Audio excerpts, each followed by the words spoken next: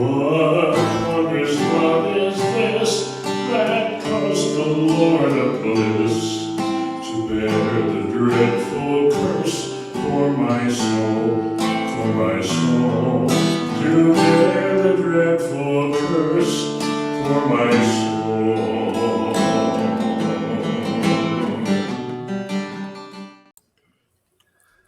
Hello, everyone. Welcome to the analysis of the Old Testament survey. Pastor Gavin is still your host, and I am just the analyst in this post show that we are doing for Pastor Gavin's Old Testament survey. We just covered the Book of Kings. Make sure you check out Marcus Fredrickson does the music. Check him out, reverbnation.com/Marcus Fredrickson. Check out our storefront, bonfire.com/store/The Boiling Point Podcast. Follow Pastor Gavin on YouTube. Just search Gavin Whitcomb Sr. and you can find him on YouTube. And you can also, or you can click the link. Everything is available in the description of all of our videos. And he's also available. Follow him on Facebook, facebook.com/mooresmountain.church. Pastor Gavin, the Book of Kings. Yep, First Kings. Yes, I apologize there. And really what I wrote down from this, what I think would be most interesting to kind of discuss a little bit is where the stories, we get some stories in this. And what I mean by that is stories that have been handed down that are like kind of universal stories that people tell and they don't even know that it comes from the Bible. And the first one is the story of cutting the baby in half. Mm-hmm. I think everybody knows about that story. Or at least know how it, even if it's, if it's another piece of property, you know what I mean? Everybody knows about you cut it in half and then the true owner will say, no, just give it to the other person. I think everybody is familiar with that, but I don't know how many people would be familiar with it, that it's actually something that's in the Bible, and actually took place. It's not just a story that was made up and told through time. It's something that happened. Yeah. Now, go ahead. Well, First Kings, like there are different places where you'll read where it says, the rest of the acts of this king, are they not written in the Chronicles of the Kings of Judah? And there are references to other historic works it sounds like archives that these kings would keep that the writer First Kings looked at too as well. So, these are historical. Like we call them stories, and they are, but they're true stories. They're actually from history. Yeah. They're actually things that had happened. Now I'm going to ask you a question, and I always do this with you, Pastor Gavin. I'm going to ask you the question that the person who's skeptical or the person who wants to try and throw the cheap question out there. And we do this to show that not only are you not afraid of these types of questions, but you like them. And hopefully it helps somebody. Maybe it changes someone's mind. Mm-hmm. So what if the mother wouldn't have spoken up? Was the king prepared to actually cut this baby in half? I doubt it. I don't think he really would have. Yeah. But I think, just based on the wisdom that God gave him, he knew that the real mother would speak up and say, "Oh, just give the baby to her." So no, I don't think he actually would have done it. Yeah, I think that's why I brought that question up. I knew you were going to answer it exactly that way, saying that no, he knew the king. God told him, he gave him the wisdom, so he knew that his mother would speak up if he did this. Yeah.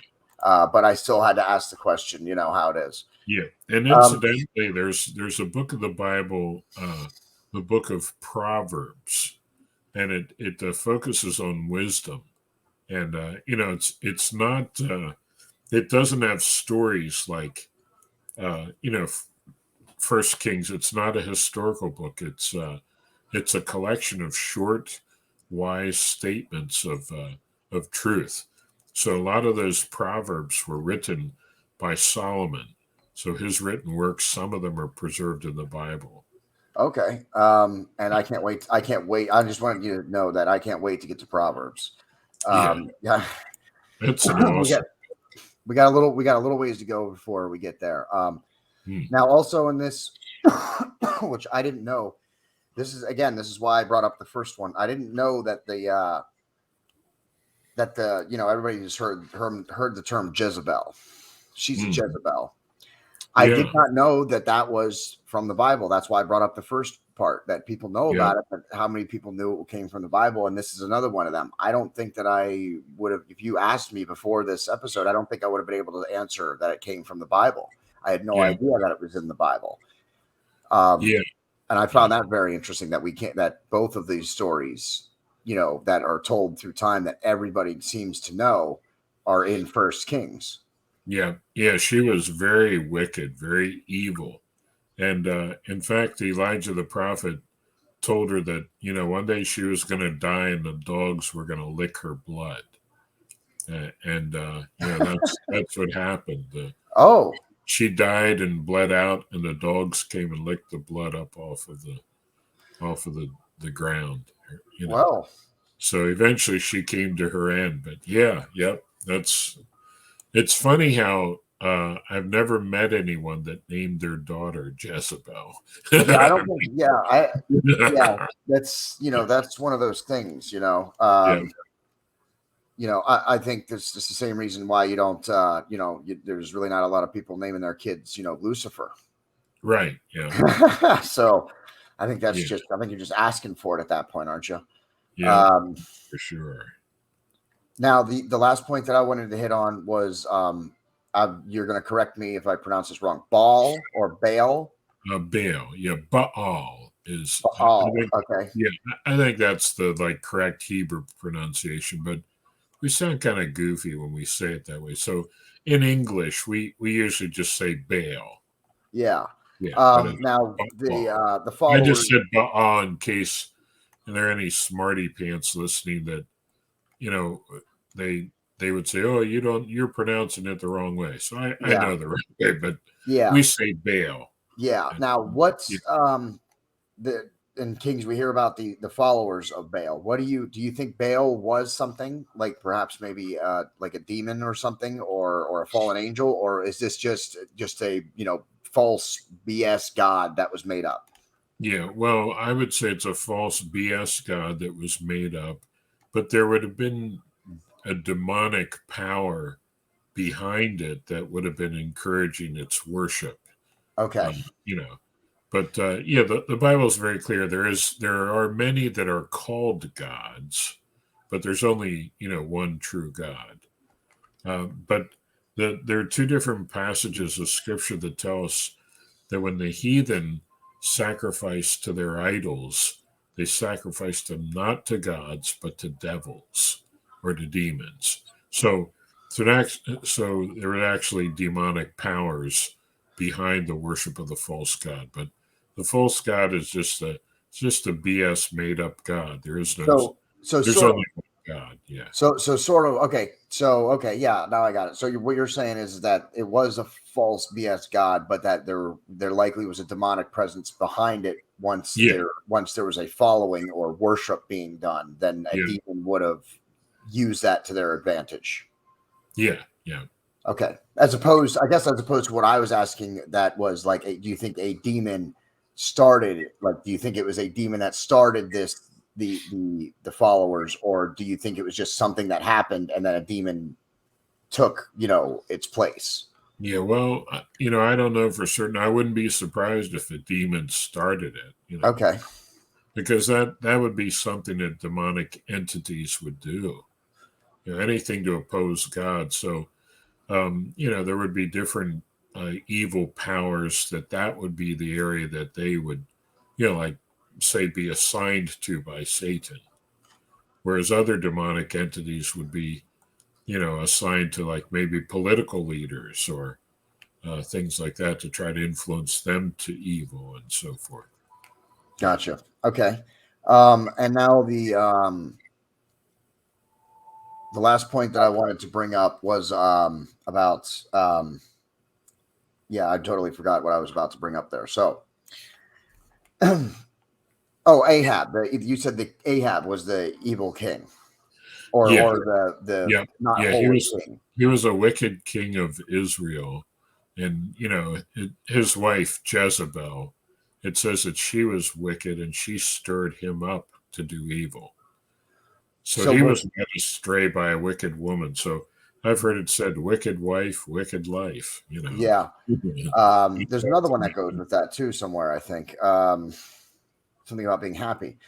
um, But so do you think he was he a holy man who was led astray, or was he like kind of wicked from the get go? he was wicked from the get go.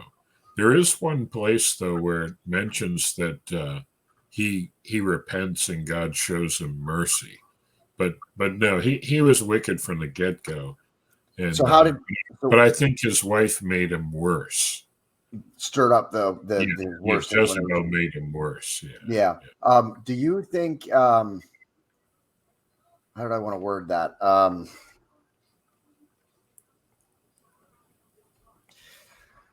Trying to figure out. I'm sorry, everybody. I wanted to try and figure out how to word this. What I'm trying to ask. How did he become? Why did God allow him to become a king if he was so wicked? well, that's a good question. I know that it was a matter of like, when you became king, you were like the son of the king who preceded you. Usually that's how it happened. I mean, unless there was some sort of coup and, you were overthrown by someone. So it was just the providence of God. It was God's plan to allow him. Well, like the Bible says that God, he puts one person on a throne and he takes another down. And it's just, it's up to him. Like God is the one who decides that. So it says sometimes he even puts some of the basest of men on the throne. And one reason for this may have been because the people of Israel themselves were unfaithful and wicked. Like there's a principle that if people are really wicked and godless, then the Lord might give them really crappy leaders. And that might be why we're experiencing some of that in the United States today. Yeah, yeah, Look at the ineptitude of our leader today. I yeah, won't mention his name, yeah, Joe's, but yeah, but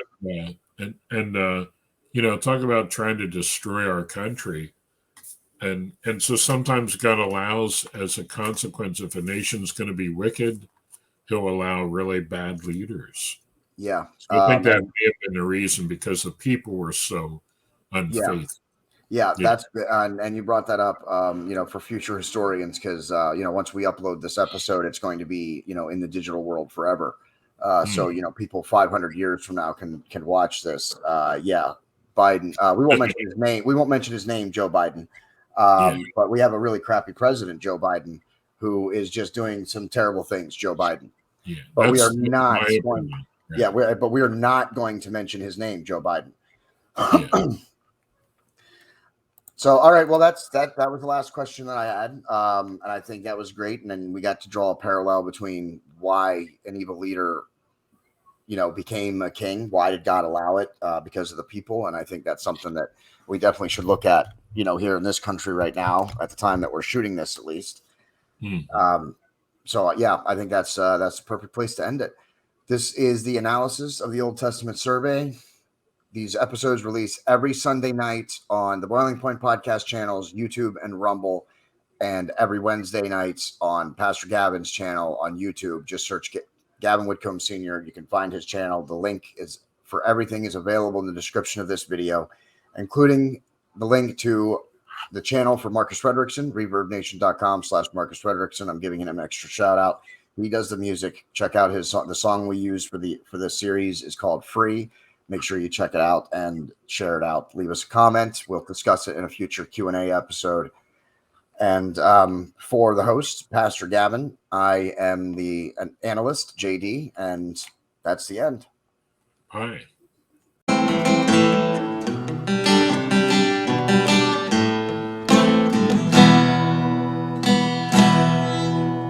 What wondrous love is this, oh my soul, my soul?